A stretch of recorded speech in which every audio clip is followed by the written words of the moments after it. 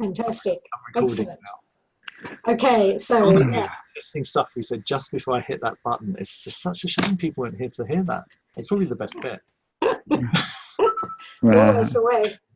And in all seriousness, in the research that we did on work-life balance metaphors, Rupert Meese, who was doing the facilitating, found that as soon as he stopped video recording and audio recording the people that he was interviewing about their metaphors, immediately they came out with far more metaphoric stuff than when they'd been being recorded and all the rest. We did all this in a work environment, which will have set them up to be a bit more formal. But yeah, nothing like not recording in order to get lots of lovely metaphoric stuff happening. So again, anyway, that's our first tip of the session. Value already. So just to get started, we're recording, which I'm sure everyone knows because we're recording every session. There's a gallery view thing at the top right, just to mention to everyone. So if you want to swap between seeing everyone or seeing particular people speaking, I think you can click on that. This is also going to be a practical session. So in a bit, we'll be getting you to look at some, it's not exactly a transcript, but just look at some words. So you can use a pen and paper, make some notes. So if you don't have one, time to go find something. Did you want to say anything? Any initial things, Wendy? No, I think it's lovely to see a number of names that I know and haven't talked to for quite a while, and some new people. So I think we're in for an excellent session. So let's get going. Yes, that should be good. So, yeah, who's going? Right, so me. So I think I'm going to speak for Wendy here as well. So it's one of my passions in life, and why I kind of do this, why I do business coaching, is I really like sort of that helping excellent people get really exceptional. So I spend a lot of my time in business working with people who've got like loads of potential, and just seeing them achieve things that they never thought they could do, or skills they didn't think they could have. So I really love doing that. So this session is really about that kind of thing. Now, hopefully, because we put things about having foundation level in, you are all people who are very interested in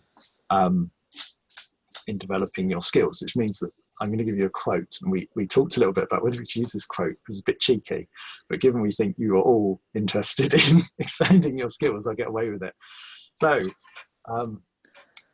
probably one of the great coaches of all time is Yoda from Star Wars. And he said to Luke Skywalker, if you end your training now, if you choose the quick and easy path as Vader did, you will become an agent of evil. So we really don't want that. And what happens if they become agents of evil? It's really not in the spirit of clean, right? We're supposed to be agents of good, surely. So so we love helping people go beyond that basic level, advanced levels. And also someone's got a microphone on that's coming. I've muted them. Brilliant, thank you, Wendy. So that's what it's about, and we're going to do some of that today. So we've been thinking a lot about, well, what is it to go beyond the foundation skills? And the way we're thinking about it at the moment is it's like there's two paths, and they're not separate paths. Actually, you kind of have to go on both. So one of them I call the modeler's path. So the test of being advanced on the modeler's path is, so if you're in front of a client, maybe in a business situation, they talk at you for 10 minutes. After it, you know the core things, the core nuggets in all of that to draw attention to. Whatever's happening, no matter how chaotic, uncertain it is, you've always got a clear path. And there's a sort of dance. So you always know where your attention is, where their attention is, and you know whether you're following or you're leading. And if you're really good on the modeler's path, those kind of things tend to be true. And what we're going to be doing in a minute with our exercises is things that are on the modeler's path.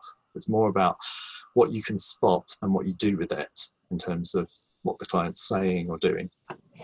And actually, it's a bit like, I don't know if any of you watched CSI. I don't know, I used to watch this a long time ago. So it's crime scene investigation. It's all about forensics. So in a sense, they've got all this information coming at them.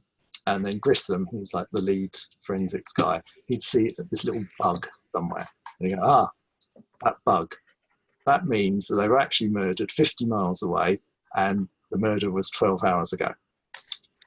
And you go, well, how on earth do you know it? It's because he's been studying bugs for his entire life.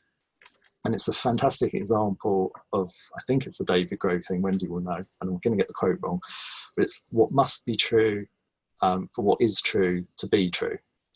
So you see the bug, and therefore it must be the murder was 50 miles away, and it must have been 12 hours ago.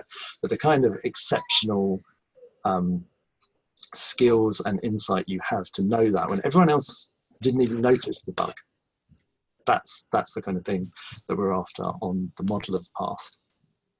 The other path, which we're not going to talk about so much today, but it's worth noting. So I'm calling it at the moment, if anyone's got a better name, that'd be great, the subtle path. So this is the world of sort of presence, rapport, holding space. So we talk about that quite a lot. If you think about, well, so what's the test? If you've gone along that path, how do you know you're actually good?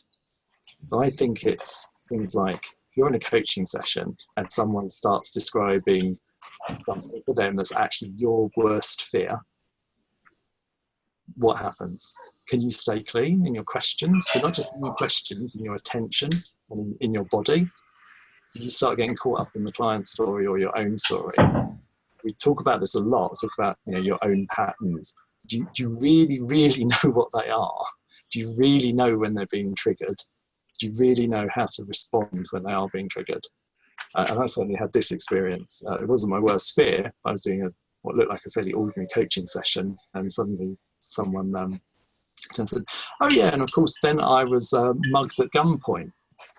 And I'm like, what? And it's that.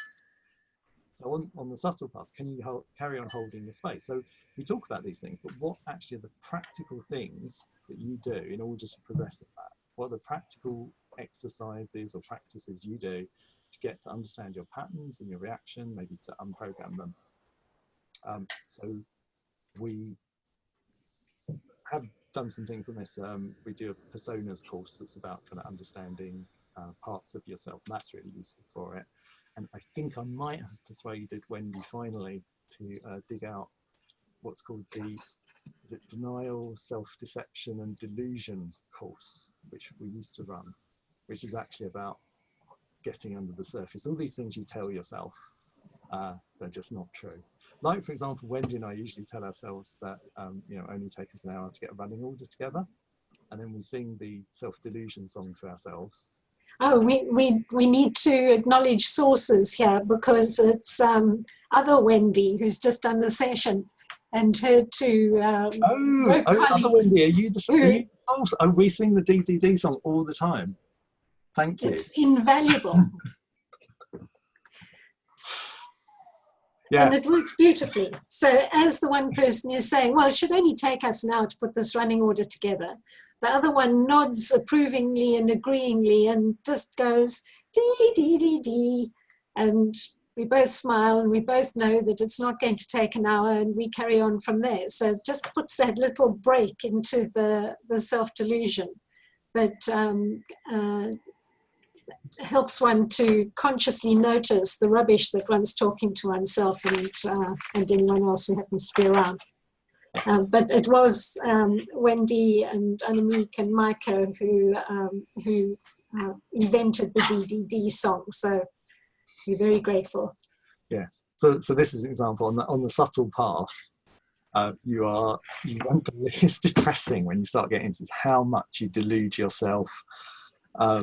And the DDC song is one of the first pieces you can do. It starts to recognize your own pattern. You sing the song and then you carry on doing the pattern anyway, because it's so hard to break it, but it's the start.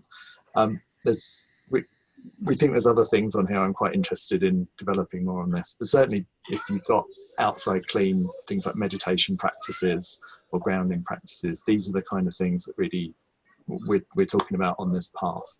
And the question really is about how far you travel, and do you know, are you honestly making progress on those paths as opposed to just talking about it? That's what we're interested in. And of course, the two are not exclusive. Certainly, to be a really excellent modeler, it's also great if you're very advanced on the subtle path, and both play together. So that's a bit of our frame for getting really excellent clean skills in general. Now we're going to actually do some things. So this is on the modelling path, and I'm going to get you to look at some words and transcripts, and we'll see what we learn. Okay, so Wendy, do you want to talk a little bit? While Wendy talks for a couple of seconds, I'm going to attempt the technical thing of getting some stuff to appear on the screen. So we'll see how that goes. Fantastic, thank you. I think I'd just add one tiny piece to what Paul has said in terms of the kind of level of confidence that you start to develop when you know that you are able to notice things that other people are not noticing at all. It's fantastic when one gets into a tricky situation to be able to remind oneself that actually you have got a bunch of distinctions that could make a real difference to a client or the team you're working with, or whatever, all at your disposal. So let's get on then and start developing some. And Paul has triumphantly done what he was setting out to do. And what we've got here is a little transcript, or sort of transcript, which is what we want to use in order to start noticing some extra distinctions.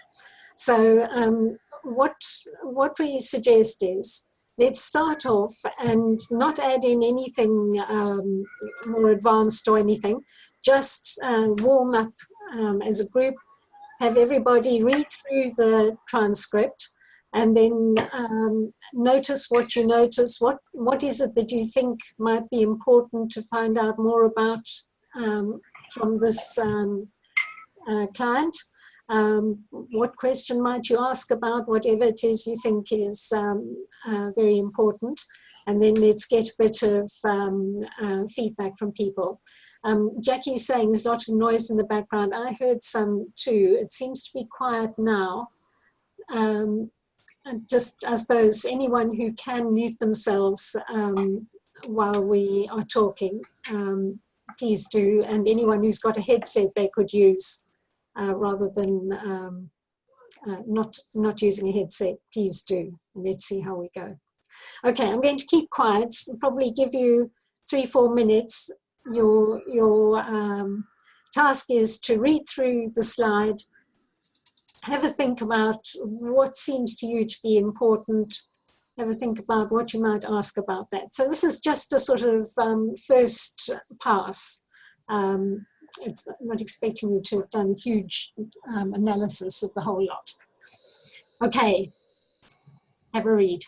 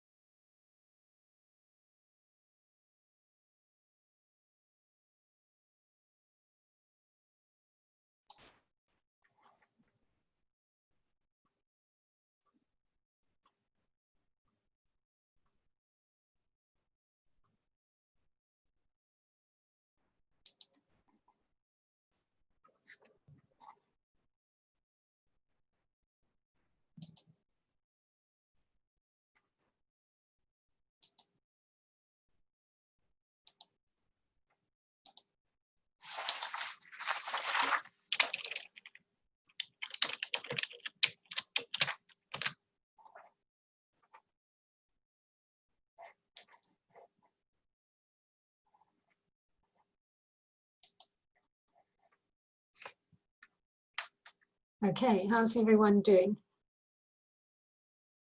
Yeah? Anyone need more time? Okay, I think we've now got everybody muted, so it's as quiet as it can possibly be. I'm going to take it that that means that people have had time to have a little look. So let's hear from people.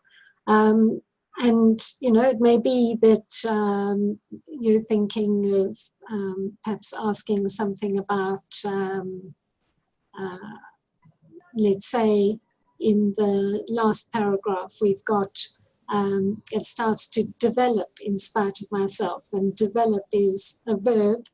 And it's often useful to ask about verbs because people have often not thought to explore quite what the verb means, how that's playing for them metaphorically, and so on. Or perhaps you might ask about a word like develop, because you can spot that it could be being meant in a very metaphoric fashion, as in what happens in the way that photographs used to get developed. We put them in a solution and the photograph started to kind of become clear. And probably we all come across the notion that asking about metaphors is a jolly good idea. So let's just hear some examples from people about what it is that took your attention that you think it might be worth asking about. So who'll give us an example? You'll need to unmute yourself. And let me see if I can get to see more people. Okay, who'll give us an example? So I'm focused. I might not use this at the very, very beginning, but my bigger frame is the choice point. The point when I can't stop myself is she seems to be having a repeating pattern. She or he. Nice. Oh no, it is a she. Right. So there's a pattern that she wants to break, and so we want to find out what's going on before that. You know, just before that point.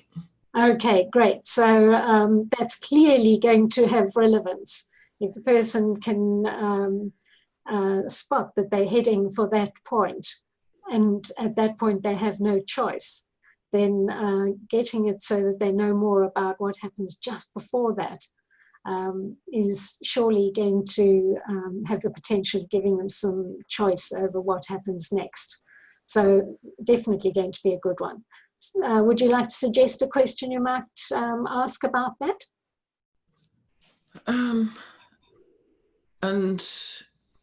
And when there comes a point, what happens just before? Yeah, what happens just before that point sounds like a great question. Fantastic. Excellent. Okay, thank you. Who's got a different question that, and perhaps different focus that you notice? Before also reading this last paragraph, I was two physical sensations struck me. So I don't really have a preference. So the sigh at the end of the first paragraph, and the ache a bit further on in the third paragraph. So I think I would go for the ache first. If I wanted to go into the negative space, so that we didn't really set up what the goal of this session or conversation would be. So that depends on what is the goal, what is the relationship with the client, and so on. But, yeah, that's great. That's great. So we haven't got true first words of the client here. And so you're quite right to get the sense of, well, where are we heading? Do we want to stick just with outcomes, which is the sort of default starting point with clean, if you have a Penny and James related background. And so obviously people mostly do not like aches, so that wouldn't be going for something that was outcomey. But I can personally see a reason that you might ask about that. And the way you said it, Bernard, it sounded as though it was the fact that there was some physical component of it. Yes, I would like to find a location to see where specifically that would be embodied with the client. So things like that are likely to have stuff going psychoactive. And if you get stuff psychoactive, people are likely to learn more from it. And there is the caveat of not going for something that the person doesn't like until you are skilled enough in the field to be able to make sure that you don't facilitate them into a really bad state, which can happen because people can start experiencing the thing as they're putting attention on it. But it's not as though that's the inevitable consequence of asking, let's say, about an egg, especially if you do it just for long enough for it to become more tangible and have a location and the rest of it, so the person knows more about it. Okay, fantastic. These are nice questions. Who's got another one for us? I wonder, would there be value in asking, where she says in the second paragraph, I want a long-term loving relationship. Would it be useful to say, okay, what kind of loving relationship? So the idea, get her expectations. Completely. Nice one. And so here we have got a question about the person's desired outcome. It's, I think, the only bit of focus that's on what they would like. And so definitely finding out about that long-term loving relationship is going to be a key thing to do. Fantastic. Excellent. Has everyone on the call come across Penny and James's problem remedy outcome model? Yeah, I'm getting quite a few nods. So, Grant.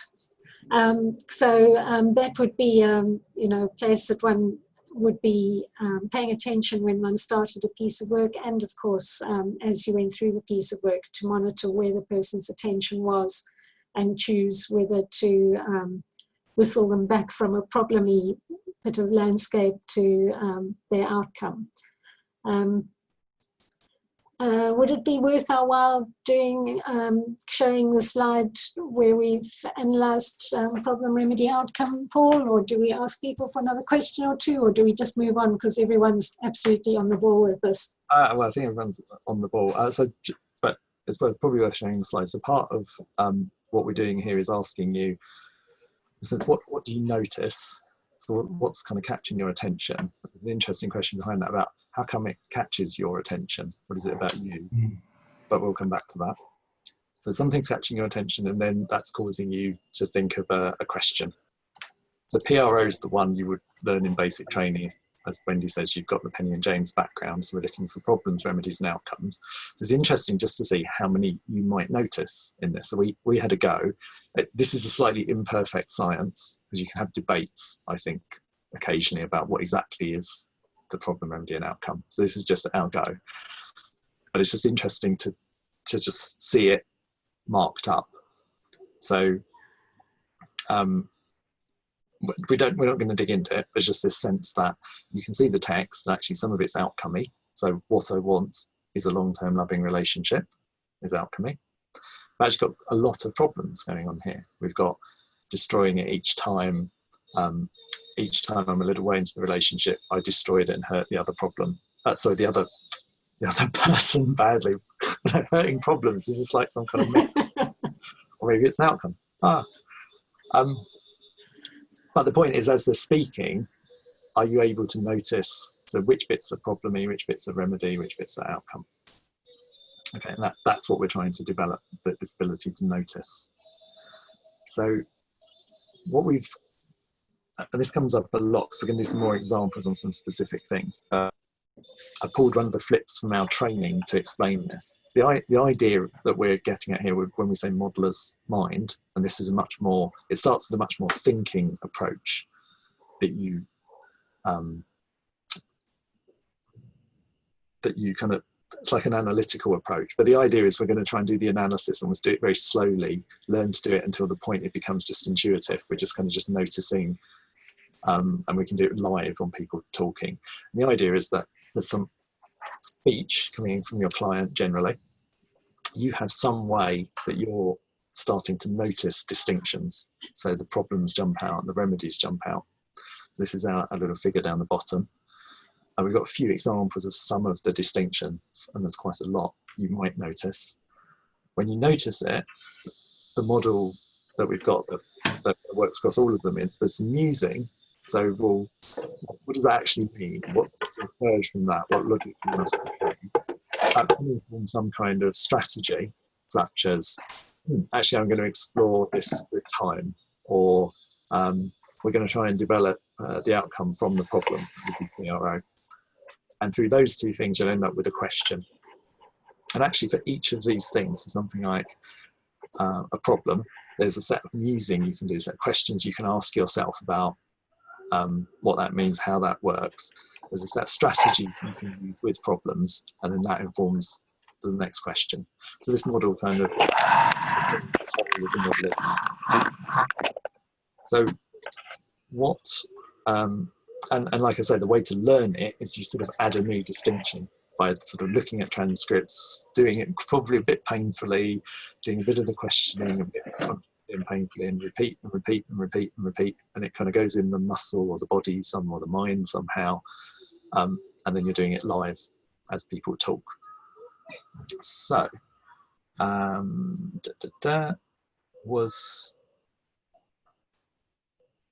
so anything you want to add on that, or should we, because now what we're going to do with the rest of this is give you a distinction specifically and take you through that process. So we're going to go back to the transcript with a specific distinction in mind, so you can start to notice that one, and then we'll use this model. But the model applies for lots and lots and lots of distinctions. So Wendy, did you want to add anything about the model? Oh, you're on mute. Let me unmute you. I've unmuted you. No, I haven't unmuted you because the button's not working. It's probably because I'm a co-host. Oh no, I didn't realise you had that much power. And the only thing that I wanted to add is just to make the possibly obvious point that while this sort of thing is obviously useful in a coaching or related environment, it's just as useful in full-on businessy environments too. So kind of we're using a coaching-y, therapeutic-y kind of little transcript, but don't imagine that these distinctions are only useful in that kind of context. No, and actually the next one I use all the time in business. Yeah, yeah. So, cool. Oh, okay, so we're going to move on to the next one then. Yeah. So this next one that we want to mention is to do with scales, with putting things on a scale, which people do universally in order to do relativeness. So, you know, living in a black and white world doesn't serve us terribly well. Mostly we're wanting to have gradations of black and whiteness, a whole bunch of grays, and we use scaling in order to do that. And we often do it without even noticing that we're doing it, which is why it's easy to miss when you start out as a clean facilitator, and why it's so useful to start noticing, because there's a good chance that your client won't have noticed that they are applying scaling to everything under the sun without having much conscious awareness, without considering whether their scaling is actually reasonable for the situation, useful, and probably without using it to keep checking in with their progress towards outcomes and the likes. So, you know, the classic thing is on a scale of 1 to 10, blah, blah, and we all understand that. But if you give people space to do things the way they do things, you, in my experience, almost never find people who are rating their own stuff on a scale of 1 to 10. It's useful for, talking to other human beings in a vaguely shared sort of a way, to use 1 to 10, but otherwise it's not like that at all. My best is still the client I had who wanted to be more strawberry. Strawberry was how she felt some years ago. More recently, she'd been feeling chocolate, which was rubbish. So this client was clearly mad. Chocolate is never rubbish, but for her, chocolate was rubbish. And if she was in an in-between state, it was vanilla. It turned out that the scale was Neapolitan ice cream. And we spent a lot of time talking about how strawberry she was and how she could be more strawberry and the likes. And it completely made sense to her. So obviously that would be the way to do it. So, the classic kinds of scales, tall, taller, tallest, good, better, best, those sorts of words that you can all recognize come up with scales. And then the unique ones that people dream up, as I said.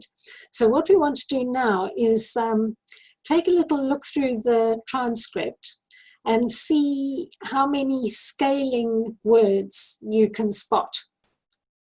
And have a think in relation to 1 or 2 of them, what question you might ask.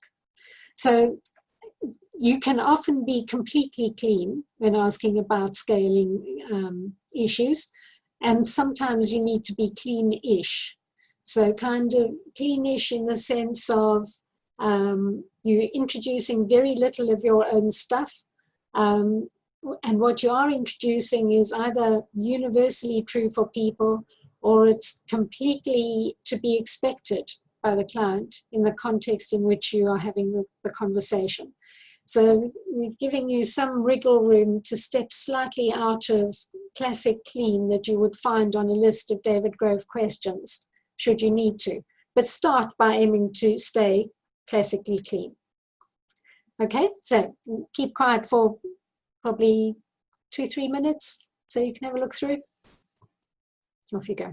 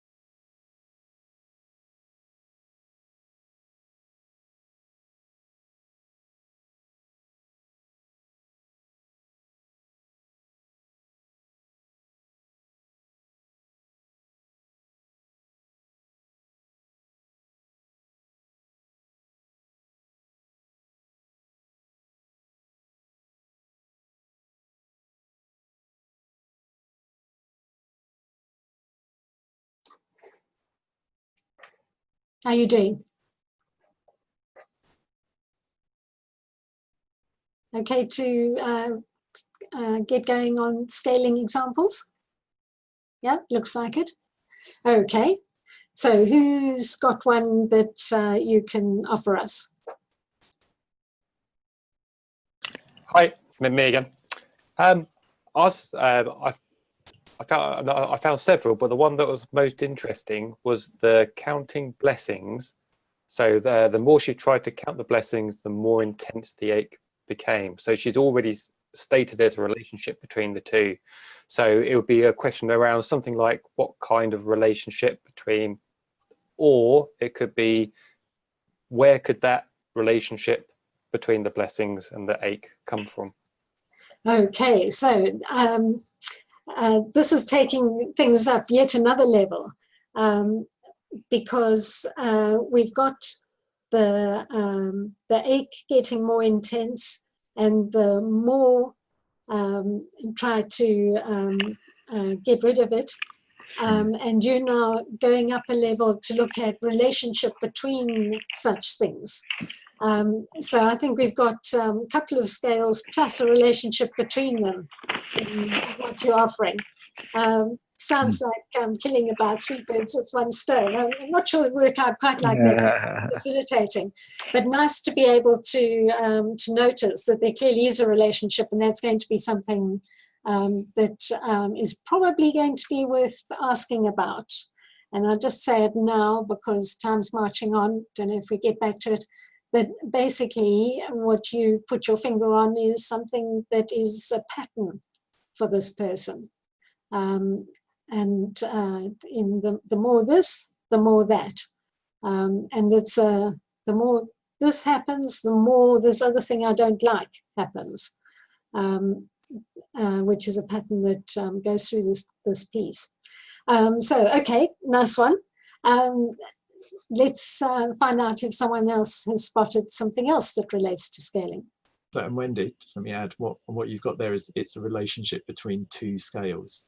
Yeah, oh yes, sorry, yes. Yeah.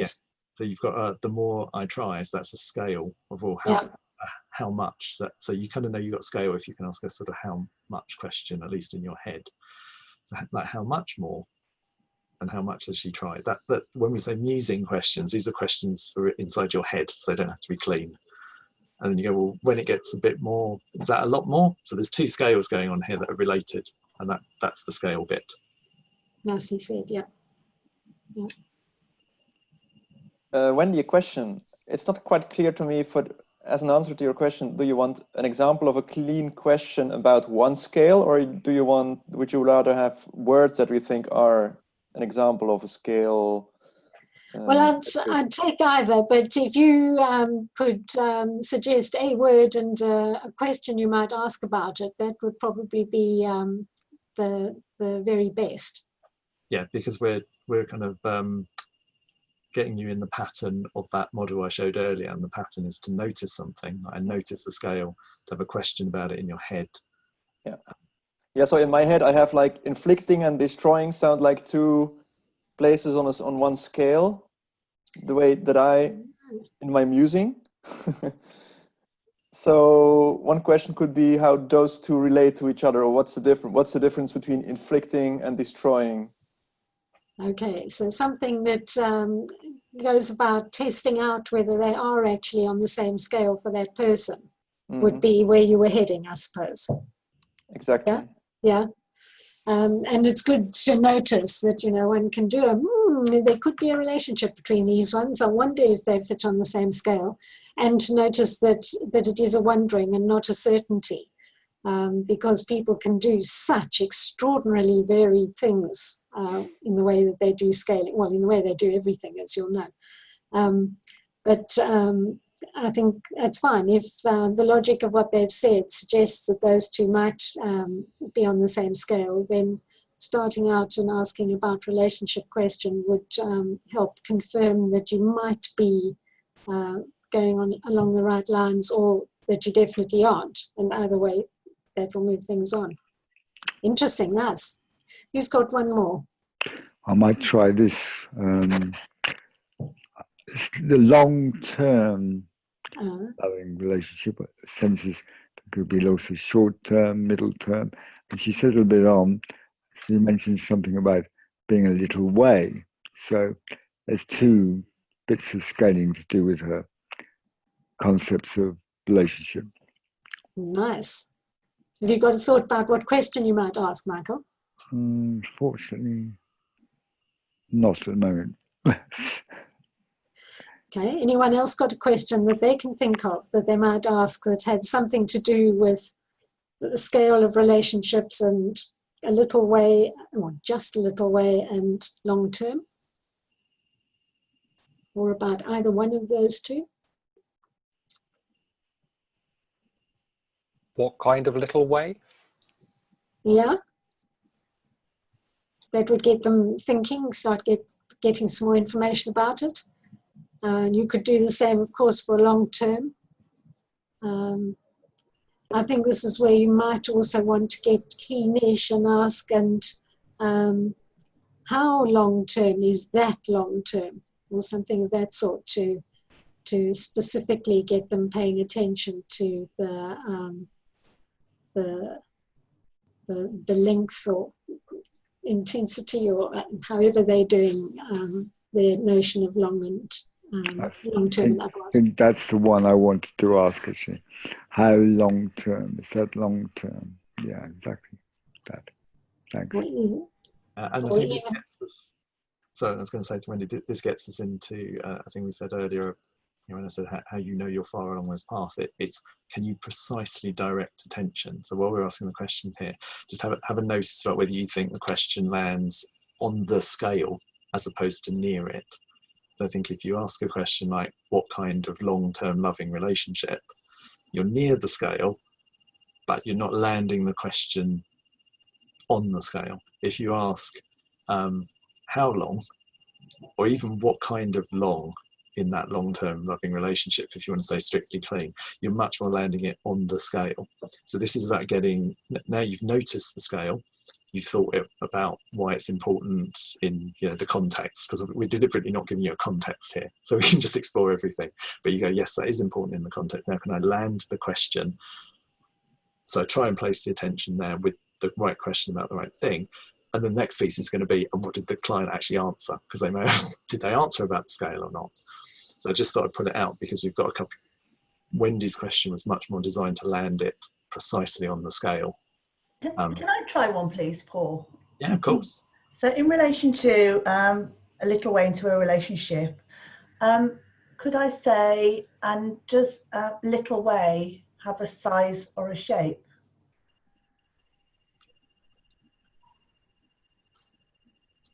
I can see the reasoning. Yeah, it's gonna, and it's yeah, you'd see what the client came back with, because I think you're likely to get,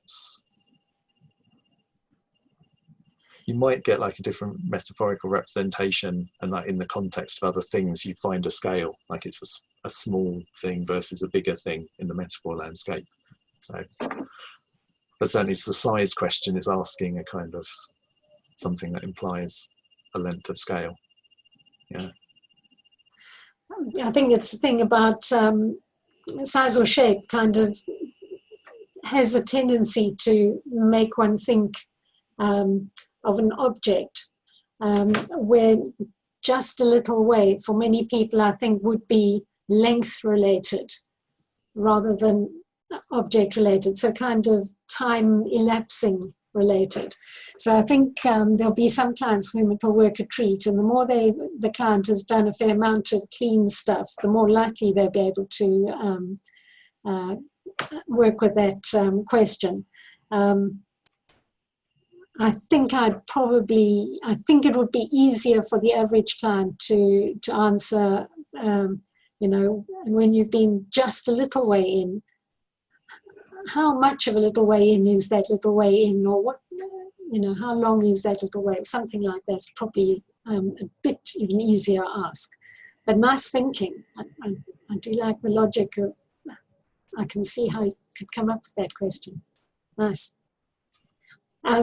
Okay, this really is horrible because I think we need to move on, and we could do so much more stuff.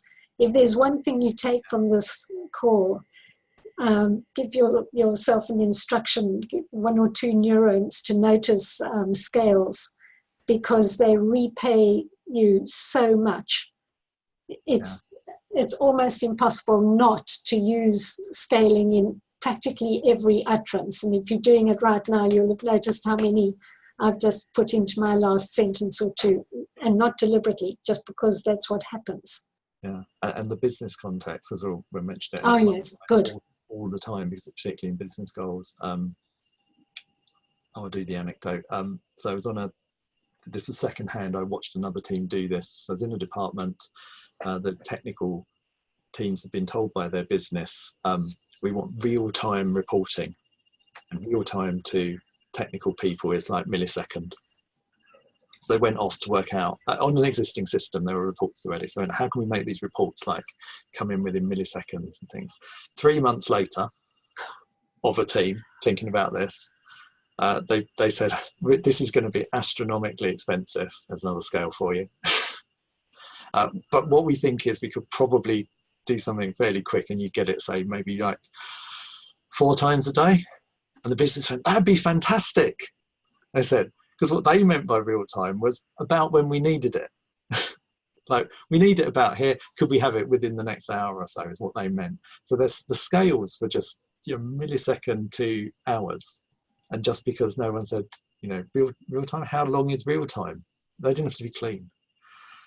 So anything where people say, oh, I want a better system or an improved, how much better? How much improved? So how much is a good question. It crops up everywhere in business goals.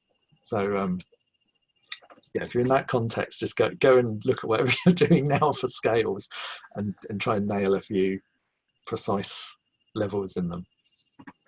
Absolutely, anywhere where there are multiple people involved. So if you're coaching within a business and there's the manager of the person you're coaching is involved in setting the thing up as well, you want to make absolutely sure that when they're both talking about this individual having more confidence, that there is a shared understanding about that more and what it entails and how much of it there needs to be for the coaching to be regarded as a success. Yeah. And just a quick one in the coaching context, just on outcomes. There's a good musing question for outcome. Remember, we encourage you notice outcome, you do some musing. And one is, over what time scale could the person get this outcome? Is it something they might be able to do in the room? Is it something it might not, but might be possible in a week? Is it something there's no possible way they could do it within a year or two? And that just changes the whole nature of the coaching you do, just thinking that in your head and getting an answer for yourself about the scale of time that outcome is possible over. So that's a really good one. Nice. Right.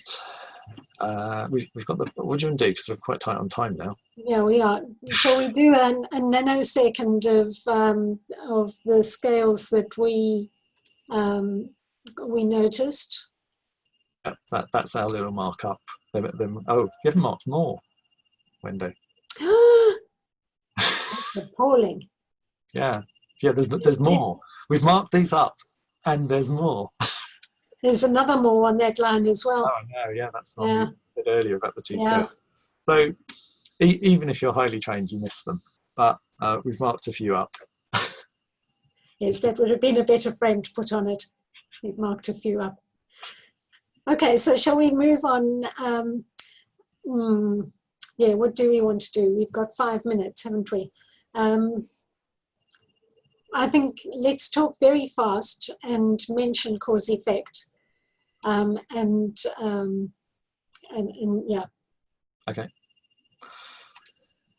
Okay, so yeah, I think because of the time, we were hoping to do another one, but I think because of the time, we might just talk to it a little for a few minutes. So another really useful one is cause effect. So when we say one, another useful distinction. So we're going through the same pattern of, can you start to notice these?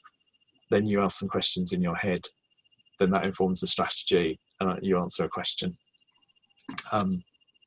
So cause effect is something like, if you smoke cigarettes, then you'll get lung cancer. So there's some kind of cause piece, some kind of effect piece. And the interesting bit, of course, is there's a something in between. Another example might be, the fridge is empty, so I went to the shops. And I think behind this is there's a sort of false metaphor going on. There's some kind of, that's very universal. Like that, this is something we do an awful lot. Have explanations of things. I did something because, yeah, because of a reason, because my boss told me to. So, and these cause effect statements we kind of believe and we get seduced by. So quite often what's going on, underpinning it, possibly not even stated, are these kind of beliefs of cause effects. So the more we can spot them in what the client says, the more we've got this ability to sort of shine a light, shine the attention onto it, which gives the client some options about whether they really believe that cause effect statement or not, whether it really is true. And the other thing it does is make us aware of it, because we have our own cause effect things as facilitators, which may be getting in the way. And it's very easy to get seduced by the client's own cause effects as well. So the more you're spotting them a bit more consciously, the more you've got the option of not just going along with it, but being able to choose whether you go along with it or challenge it. So what should we do, Wendy? Just pick a couple out of the... Yeah, probably a good plan if we show the markup, which is just a few of the cause effect instances in the piece. Then we can perhaps point to them. Is that what you were meaning, Paul? Yes. Yeah. So we show the markup of time, but I mean, go and find some text and have a look. Just so you can get a magazine article and practice this kind of thing on as well. So the first one, because, is a great word to look for. I don't deserve it because I destroy it each time. It's the other way around, but the effect is that I don't deserve it, and the cause is because I destroy it each time. And that's what that person believes. So it's got those two pieces. A cause you could ask about, an effect you could ask about, the in-between you can ask about, or the whole thing you can ask about. So what else? Wendy, do you want to pick one? So let's have the next paragraph. We've got, she's right. The more I want a long-term loving relationship, the more I don't get one. So that, I think, it's a nice counter on an example where we've got the more I want the relationship, the more I don't get one. Therefore, she's right to say those who want don't get. So there's a kind of a therefore that pins those two together. But there isn't a therefore in the words. So the joining word is completely omitted. And you can see that, you know, for a Commonwealth Garden confused client with loads of stuff all going on for them to notice that there's a cause-effect relationship in their thinking, when it's not even appearing in the words they're saying, is a big ask. So look out for where there's an implied word that isn't actually making it to the surface. Yeah, so that, I think that's a bit of a whistle stop to our cause effect. What we're mentioning is this is kind of fairly new distinctions that we've been, I think it's always been there, but we've been putting into this model of the modeler's mind. So actually the kind of questions you can ask to target, we've kind of got mapped out. And what it turns out is it's really, really useful for getting into binds. So this is kind of like the first level is noticing cause effect to me as challenge it. When you start working with binds, I'll give you an example of a bind for those who don't know, but I'll make the cause effect really obvious. So here we go. So this work context. So if I do that work, I'm going to get more work, be overloaded, and I'll have a breakdown. If I don't do the work, my boss will shout at me and I'll have a breakdown. So what am I going to do? Do I do the work or not do the work? Because whatever happens, I'm going to have a breakdown. So the bind, that's the bind. The bind is whatever I do, I'm stuck with the same situation. But you can see that in this one, I've made the cause effect really obvious.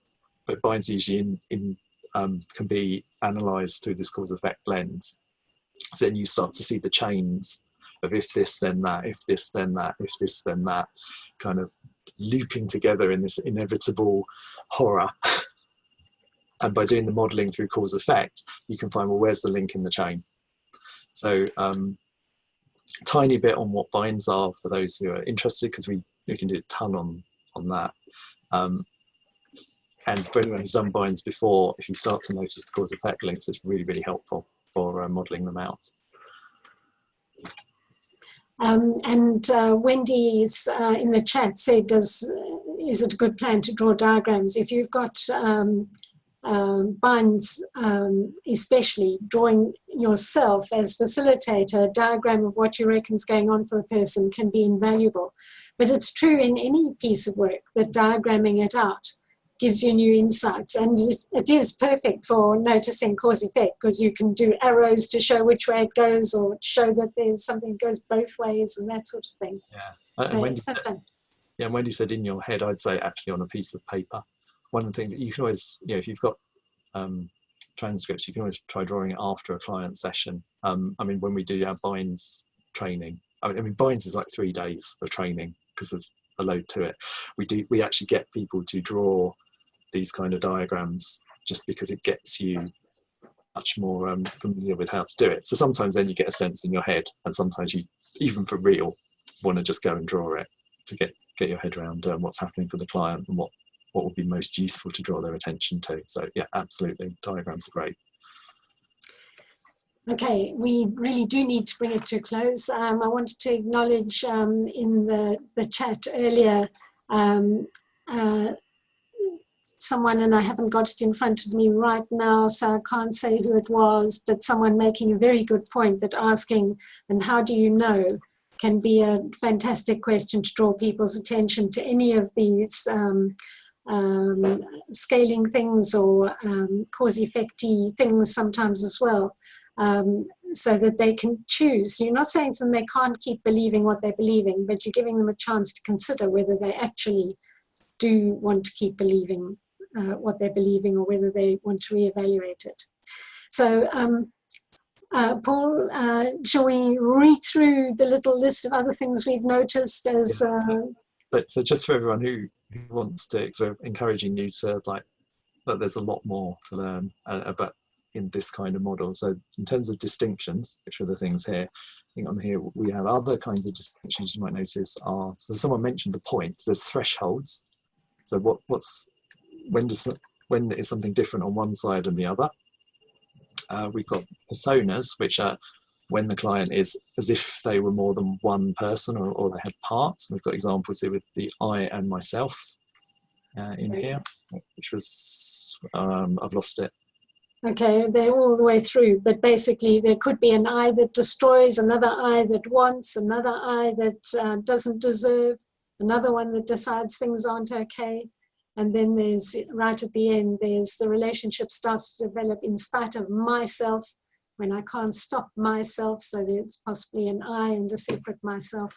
Yeah, so that's got the logic in it. I can't stop myself. There's an I and a myself and an I that wants to stop the myself, and that's personas.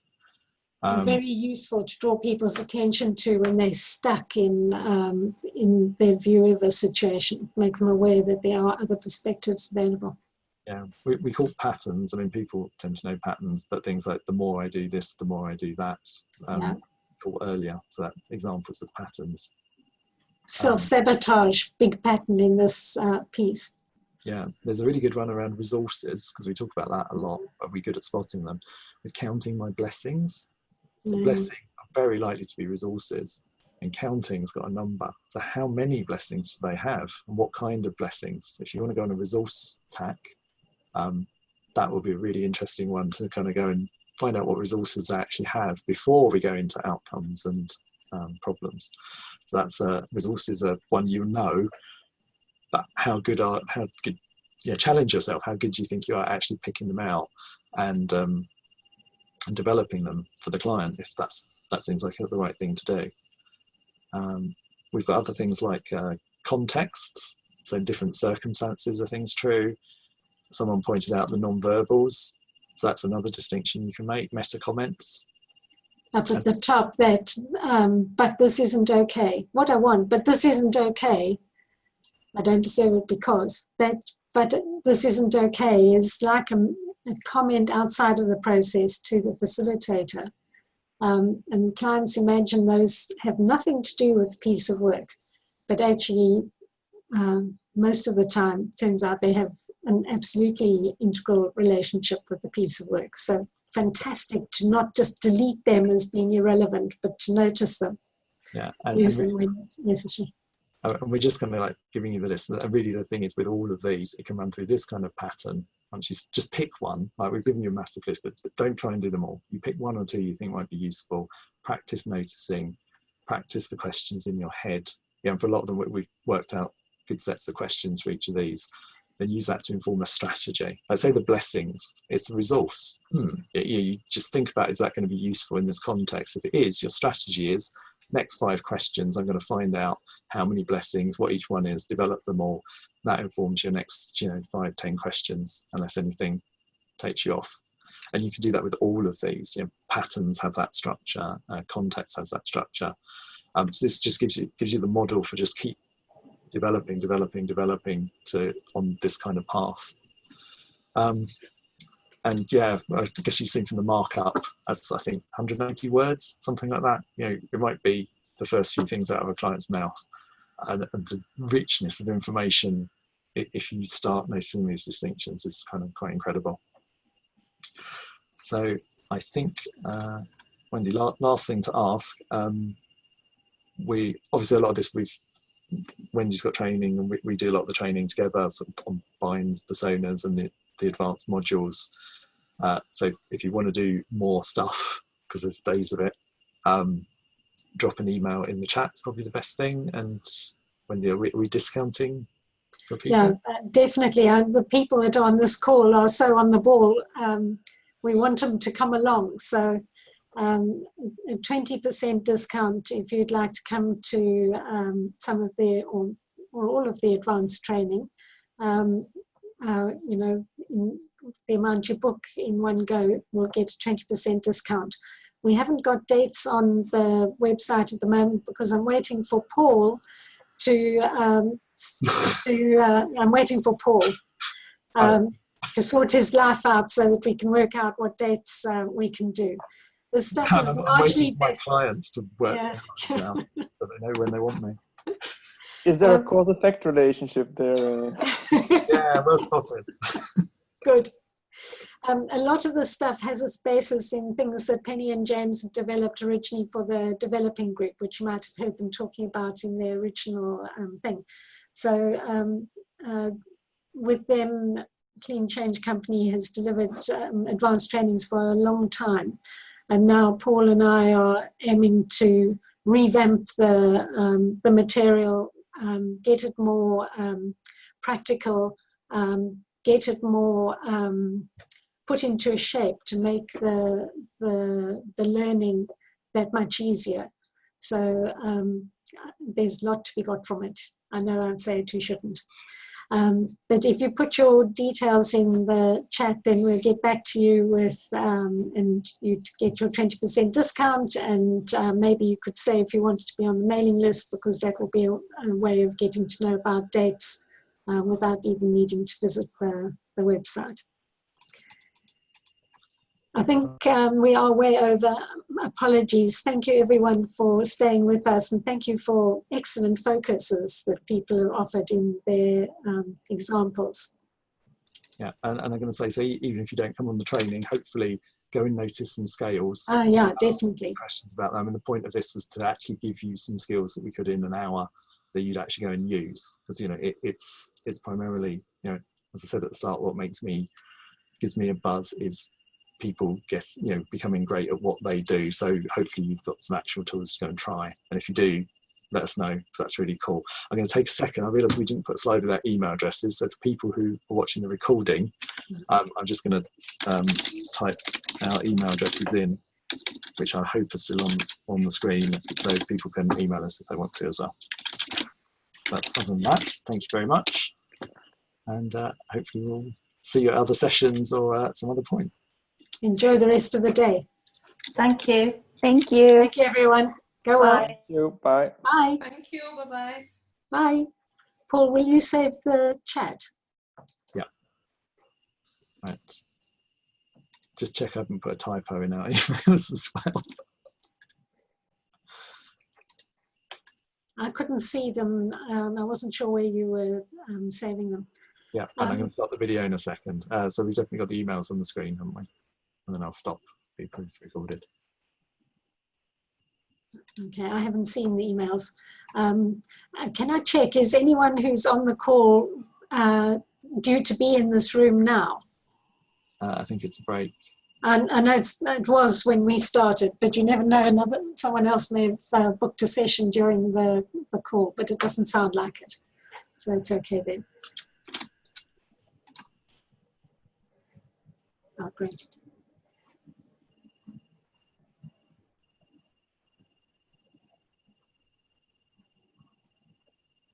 Cool. And thank you for everyone who's watching the recording as well. So just email us if you want to know more.